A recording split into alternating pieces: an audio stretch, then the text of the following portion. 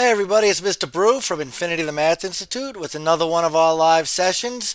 Almost every single Wednesday night we're going to be here. Next week CCSD will be on spring break, so next Wednesday we won't be here, but every Wednesday thereafter we're always coming here live to help you out and field your questions. We've been getting a lot of questions during the week, which is great. So if you're not watching this live with me right this moment, please, you're still eligible to send us some questions. You could leave it as a comment. You can, text us at 702-768-1777, or you could always email us, infinity@themathinstitute.com. It's as easy as that. So, I'm waiting for a couple more of you guys to come along, but these sessions have been working out and we've been getting a lot of great feedback. While we're waiting, just a reminder, if you live in Vegas, next week we have our spring break camp. That's going to go 9 a.m. till 3 p.m., Monday, Tuesday, Wednesday, and Thursday. And there's a lot of kids signed up already. So if you're looking to get your child into a more social environment, interactive, constructive fun, that's what we're going to be doing. And of course, ACT, there's going to be a big ACT course coming up. I think it's towards the end of April. Of course, the boss will have all the information on that, but please be ready for your ACTs. We're going to be having that course at the end of April and all of May to prepare you for the June ACT. And I know we already have a lot of interest in that as well, so sign up as soon as we release those dates. All right, so looks like we got a bunch of people. What I think we should do first is everybody has been asking me this week, especially the middle schoolers. I mean, even the elementary schoolers. 4th, 5th, 6th, 7th graders are all asking me about fractions lately. And obviously, I'm going to skip over the real basics. We understand that fractions are part over a whole. The numerator is how many parts we're counting, and the denominator is how many pieces we cut one whole into. And what a lot of the kids have been having trouble with lately is understanding the difference between mixed numbers and improper fractions and how to convert them between the two. So I have a whole bunch of problems set up. The first thing you have to know is that a mixed number is a number like a whole number and a fraction, like 1.5, or 3 3/4, or 10 1/8. That's a whole number and a fraction, so that would be called a mixed number. We're mixing the whole numbers and fractions. Obviously, those numbers are going to be greater than 1. Another way to express a number greater than 1 in a fraction would be to have the numerator greater than the denominator. That's what we call an improper fraction. And when the screen comes up, I'll show you an example. We have some up right here. And when you have an improper fraction, again, it's greater than 1, like this. This is 13 halves. All right, and you should know that 13 divided by 2 is 6.5, right? But these are all examples of improper fractions. And what I'm going to show you right now, because this is what everybody wants to know, is how to change it to a mixed number. So, what we would do is we would simply do a long division problem. All right, the bottom number is the denominator, and that's the divisor. So 2 into 17. That's the same thing. All right, 17 over 2 is the same thing as 2 into 17, or even 17 divided by 2. All right, all three of those expressions or examples are all the same exact thing. They mean the same exact thing. This is how mathematicians do their work with improper fractions. This is what you do on your scrap work to figure out how to do division. And this is how you write a division problem in 3rd grade. So obviously the improper fraction is best. Nonetheless, how many times does 2 go into 17? That would be 8 times. 8 times 2 is 16, and I have a remainder of 1. This is the important part. In elementary school, you'll say it's a remainder of 1. But now that you're an adult, you're going to say it's 1 over 2. You take the remainder and you put it over the same denominator. Therefore, 17 over 2 is equal to 8 1/2. 13 over 2 is equal to 6 and 1/2, because 2 goes into 13 6 times with a remainder of 1. And it's as simple as that. How many times does 9 go into 79? 8 times, because 8 times 9 is 72. What's the remainder? 7. So that's my numerator over my denominator. 8 and 7/9. All right, when you have a denominator of 2, aka half, right, you could say this as 5 over 2, or you could say 5/2. Same thing. Nonetheless, we can do these in our head. We know that 2 goes into 5 2.5 times, right? 2 times 2 is 4 with a 1 remainder. 2 and 1 over 2. All right, and here's a couple more examples. I'm going to give you 10 seconds to try those 4 problems. You should be able to at least tell me what the whole number is, and then put the remainder over the denominator.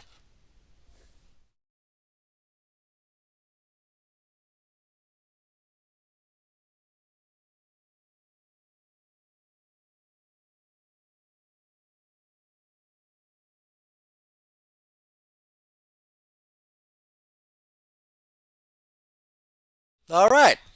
So you should have had no problems realizing that 7 goes into 64 9 times with a 1 remainder. 3/2 is 1.5. Very good. 3 goes into 19. Right, 6 times with a 1 remainder. And 4 goes into 38 9 times with a 2 remainder. It's really as simple as that, guys. Now the question is, how do we go back? How do we go from a mixed number to an improper fraction? Well, look, check it out. If we look at the above examples, we can see 7 times 9 is 63, plus 1 is 64. Leave the same denominator. 2 times 1 is 2, plus 1 is 3. Leave the same denominator. 3 times 6 is 18, plus 1 is 19. Leave the denominator. So let's just take that and work on the next round of problems. Right? 7 2/3. 7 times 3 is 21, plus 2 is 23. Keep the denominator. Right? Is it making sense to you guys? All we have to do here is do 6 times 8 plus 1, which is 48, plus 1, which is 49, and keep the denominator. 7 times 7 is 49. Oh, 7 times 7 plus 6 is 49, plus 6, which is 55, and keep the denominator. All right, guys, and I know it may seem redundant to do like 100 of these problems when you get them in school, but it's really important, because every time you do it, you're going to be discovering shortcuts so you don't have to write all this out. All right, you don't have to do all this. I can do these in my head, no problem. And that's only because I've done so many of them. So when your teacher gives you one of those worksheets with like 100 problems on it, the reason is you need to do it 100 times, and by then you'll be a pro. Just like if you wanted to shoot free throws, right? You can't practice free throws for one day and then be good at it. You have to practice your free throws over and over and over and over again. But then when the time comes, you could just shoot a free throw without even thinking about it. It's the same thing with math. All right. Why don't you guys give number 5 through 8 a shot? I'll give you 60 seconds to do numbers 5, 6, 7, and 8. You're going to do 9 times 1 plus 8 over 9.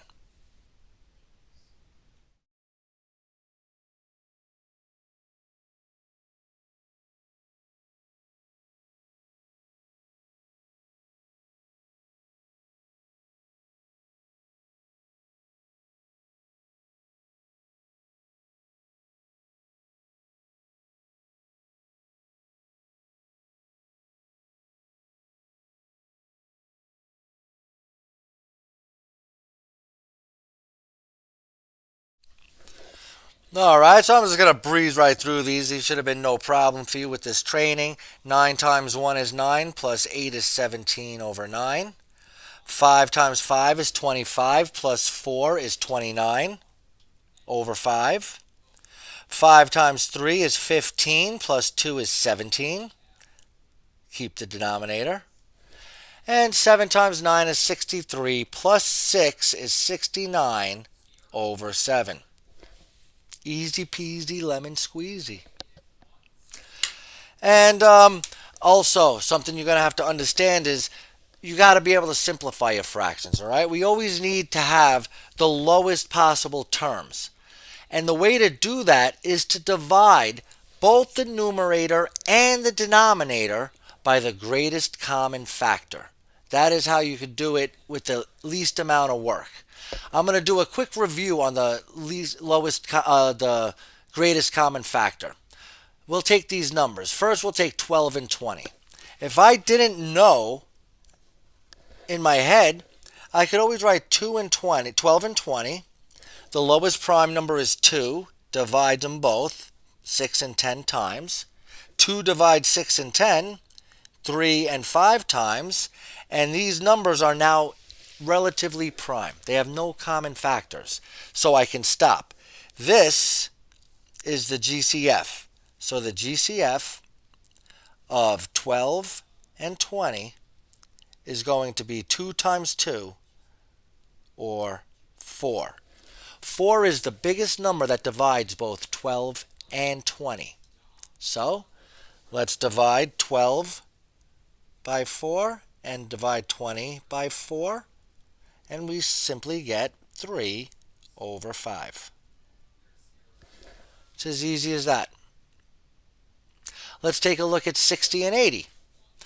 Again, I can tell that the greatest common factor is 20, and you should be able to too.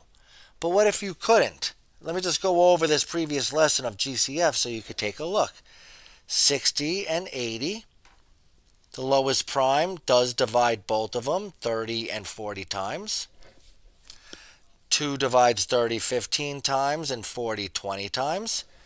Now 2 divides 20, but it doesn't divide 15, so I can't use it.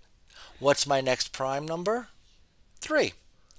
3 divides 15, but it doesn't divide 20. What's my next prime number? Not 4, but 5.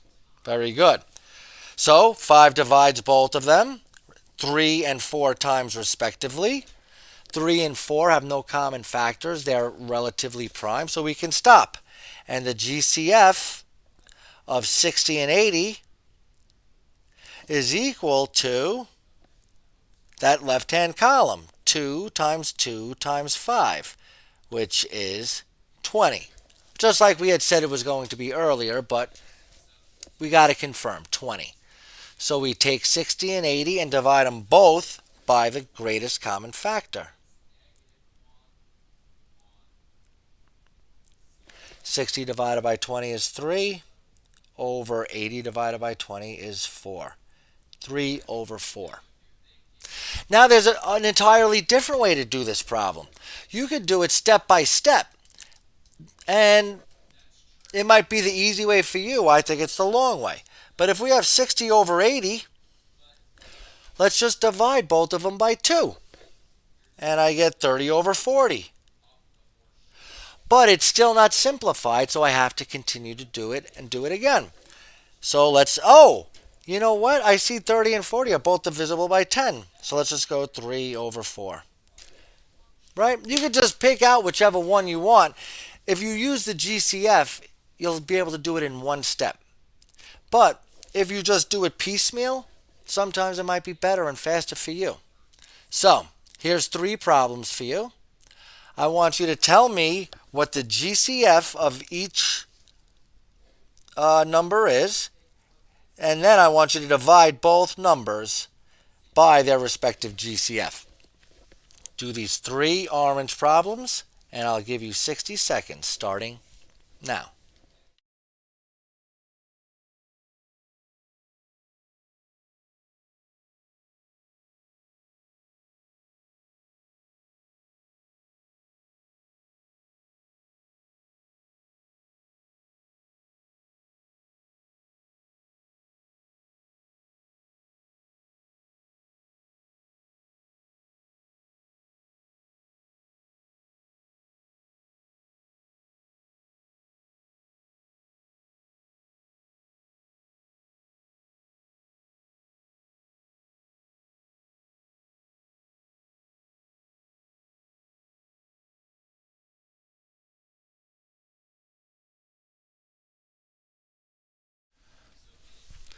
All right, so you should have noticed that on the first one, 13 is the GCF.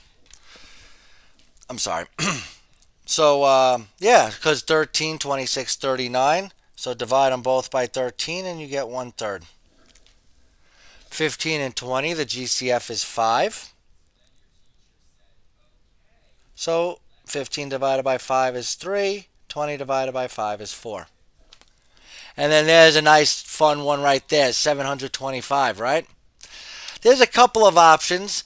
Instead of doing the work, I'm going to guess. And I'm going to divide both of them by 25. And let's see if that works. All right, so 725 divided by 25 is going to be 2. 225 is 9. And 1,000 divided by 25 is 4 times 10 is 40. Bam. It worked. 29 and 40 is relatively prime. They have no common factors. So that is the fraction in simplest form. All right, so that's the most important stuff when you're talking about the basics of fractions, how to simplify them and how to turn improper fractions into mixed numbers and mixed numbers into improper fractions. So, do we have any new questions or should I go back to the bank? Very good. So, the secret to adding and subtracting fractions, common denominator. And I'm going to show you really quick why. Hypothetically speaking, I have 1/2 plus 1/3. All right, we can agree that 1/2 looks like this, and 1/3 looks like this. All right, and now when I want to add these together, if I took this 1/2, it wouldn't fit in. It would be like this, and I can't really see what's going on there. If I took this 1/3 and put it over here, it would be like this. But I don't know how many times it's broken up. It doesn't look right. It's not working right. So what I want to do is I want to break these up into equal pieces. What is the LCM of 2 and 3? Well, it's 6. So I'm going to cut both of these up into 6 pieces instead. And now you can see that 1/2 is the same as 3 over 6, and 1/3 is the same as 2 over 6. Okay? The way I would do that algebraically is I would simply multiply 1/2 by 1 in the form of 3 over 3. Because anytime I multiply by 1, it doesn't change the value of the number. 3 over 3, or 3 divided by 3, is 1.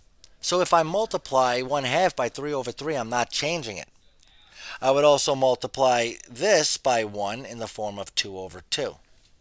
Because 3 times 1 is 3. 3 times 2 is 6. 2 times 1 is 2. 3 times 2 is 6. So geometrically or visually, I'm going to be cutting them up into equal parts. Algebraically, I'm going to be getting common denominators. And now you could see, if I take that 3/6, I could fill in 3/6 over here, and obviously I end up with 5/6. So that's why it's so important to have a common denominator. Otherwise, they just don't fit together. So the first thing I have to do is I got to recognize what is the LCM of 8 and 2. Well, 8. 8 divides 8, and 2 divides 8. So I can multiply this by 1 over 1, or essentially not change it, and I can multiply this by 4 over 4. So I end up with 3/8 plus 4/8, and I just add the numerators and keep the denominator, because I'm not going to cut it up into more pieces. They're cut up into 8 pieces. I have 3 in one and 4 in another. I add them together and I get 7 over 8. 3/8 plus 4/8 is 7/8. 3x plus 4x is 7x. 3 million plus 4 million is 7 million. 3/8 plus 4/8 is 7/8. All right? Keep it simple, guys. Don't confuse yourselves. So, again, I could see the LCM of 8 and 16 would be 16. So, I'm not going to change. I wrote 1 over 1 just to show you over here, but I don't have to even write that anymore. So, I'm not even going to. I'm just going to leave 9/16 the way it is, and I'm going to multiply 3/8 by 2 over 2, which is equal to 1. This turns into 9 over 16 plus 6 over 16. Add the numerators and keep the denominator. 15 over 16. Easy peasy lemon squeezy. Subtraction, same thing. So, I'm going to look at this problem right here. Now, the LCM of the denominators, 4 and 6, is going to be 12. Are you able to see that? Good. So, 4 times what is 12? 4 times 3 is 12. But I can't multiply by 3 because that would change the value. So I need to multiply by 1 in the form of 3 over 3. 6 times 2 is 12. Can't multiply by 2, but I can multiply by 1 in the form of 2 over 2. And I know I keep saying the same thing over and over and over, but if you guys really get this instilled in your head, you'll remember for the rest of your life you could always multiply by 1 in some shape or form. And this would turn into 3 times 3 is 9, 3 times 4 is 12, minus 2 times 1 is 2, 2 times 6 is 12. Same thing, 9 million minus 2 million is 7 million. 9x minus 2x is 7x. And 9/12 minus 2/12 is 7/12. I'm really sorry. If you hear the tutor in the other room screaming, yes, yes, yes, that's how much we love math here at Infinity. I hope you hear it. It's really funny. Math is going on all around me. It's exciting stuff. My producer over here is giggling like a little girl. All right, you want to do one more? All right, you got it. Let's do 7/8 minus 8/32, minus 3/32. All right, I'm going to have an LCM of 32, so I don't have to touch that second fraction. I'm just going to change the first fraction by multiplying it by 1 in the form of 4 over 4. 4 times 7 is 28, 4 times 8 is 32. Minus 3 over 32 is going to be 25 over 32. And that's it, guys. Adding and subtracting fractions, simplifying fractions, converting mixed numbers to improper fractions, and vice versa. If you guys get a real hold of this stuff, believe me, multiplying and dividing fractions are actually the easiest thing to do. So we'll save that for next time. But what I wanted to make sure is you understand how to simplify a fraction, how to convert a fraction, and how to add and subtract fractions. That should help all of you guys. I know Mahali was looking for that. We also had Dulce and Nayeli. They've been working on their fractions in class. And especially those fifth graders. Those fifth graders are diving deep into fractions because you're just about done with elementary school, and they don't want you to learn about fractions for the first time in your life on your first day of middle school. So, I just wanted to say hello to everybody watching. We got Claudia, who is our main representative in Bolivia. Anybody who needs help in anywhere in South America, you just call Claudia. She's waiting for your call. She loves taking calls at any time, day or night. So, please look up the Infinity Bolivia WhatsApp number on our website and ask for Claudia. She's ready. Because Claudia don't give you more math problems. She gives you solutions. Thank you very much for tuning in. We're going to see you next Wednesday. Send in those pictures of those math problems, and I'll gladly do them live on the air for you. And otherwise, join us with your math problems. We have free extra help for anything math Wednesday nights from 7 till 8 o'clock. Anyway, I'm Mr. Brew. Thank you very much. Check out themathinstitute.com. Give us a call at 702-768-1777777, or check out our Facebook or Instagram.